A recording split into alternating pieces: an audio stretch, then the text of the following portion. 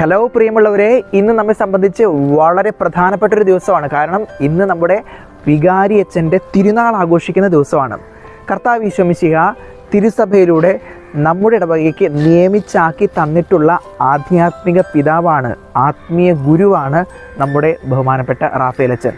അപ്പോൾ നമ്മുടെ ഇടവക കുടുംബത്തിൻ്റെ മുഴുവൻ അപ്പനായിട്ടുള്ള നമ്മുടെ പിതാവിൻ്റെ വികാരി അച്ഛൻ്റെ തിരുനാൾ ആഘോഷിക്കുക എന്ന് പറയുമ്പോൾ നമുക്ക് ഏറെ സന്തോഷമുള്ളൊരു ദിവസമായിരിക്കണം. നമ്മുടെ വീട്ടിലൊക്കെ നമ്മുടെ അപ്പൻ്റെ തിരുനാൾ ആഘോഷിക്കുക എന്ന് വിചാരിക്കുമോ? അതുപോലെയാണ് നമ്മുടെ ഇടവകയിൽ നമ്മുടെ വികാരിയച്ഛൻ്റെ തിരുനാൾ ആഘോഷിക്കുക എന്ന് പറഞ്ഞു കഴിഞ്ഞാൽ. അതുപോലെ തന്നെ ഓരോ സ്ഥാപനത്തിൻ്റെയും ഡയറക്ടേഴ്സ് ഉണ്ട്. അവരുടെയൊക്കെ ഡയറക്ടേഴ്സ് ഡേ ആയിട്ടാണ് ആ ദിവസം കൊണ്ടാടുന്നത്. അതുപോലെ നമ്മുടെ ഇടവകയിലെ വളരെ പ്രധാനപ്പെട്ട ഒരു ദിവസമാണ്.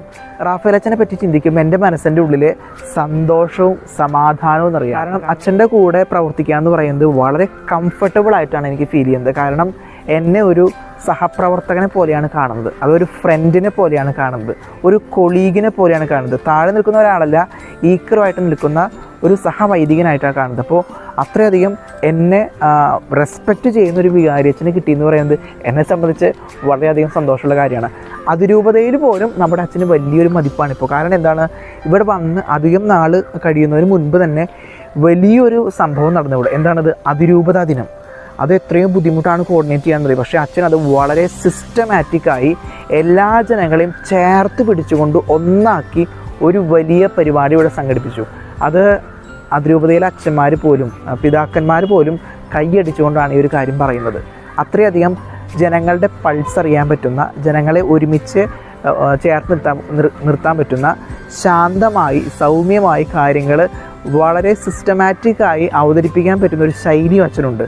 അതുപോലെ നന്നായി ഹാർഡ് വർക്ക് ചെയ്യാനും ഓരോ കാര്യങ്ങൾ പ്ലാൻ ചെയ്ത് ഭംഗിയായിട്ട് എക്സിക്യൂട്ട് ചെയ്യാൻ കുറേ ഹാർഡ് വർക്ക് അതിന് പിന്നെ അതൊക്കെ ചെയ്യാനായിട്ട് വളരെയധികം കെൽപ്പുള്ള സന്നദ്ധതയുള്ളൊരു അച്ഛനാണ്. നമുക്ക് നല്ലൊരു വികാരിയച്ഛനാണ് ഈ വർഷങ്ങളിൽ നമുക്ക് കിട്ടിയിട്ടുള്ളത്. അപ്പോൾ അതുകൊണ്ട് എല്ലാവരും അച്ഛനെ പ്രതി ദൈവത്തിന് നന്ദി പറയേണ്ട ഒരു ദിവസം കൂടിയാണ്. അപ്പോൾ എല്ലാവിധ ആശംസകളും അച്ഛന് പ്രത്യേകം എൻ്റെ ഏറ്റവും സ്നേഹം നിറഞ്ഞ തിരുനാൾ ആശംസകൾ നേരുകയാണ്. Okay, thank you.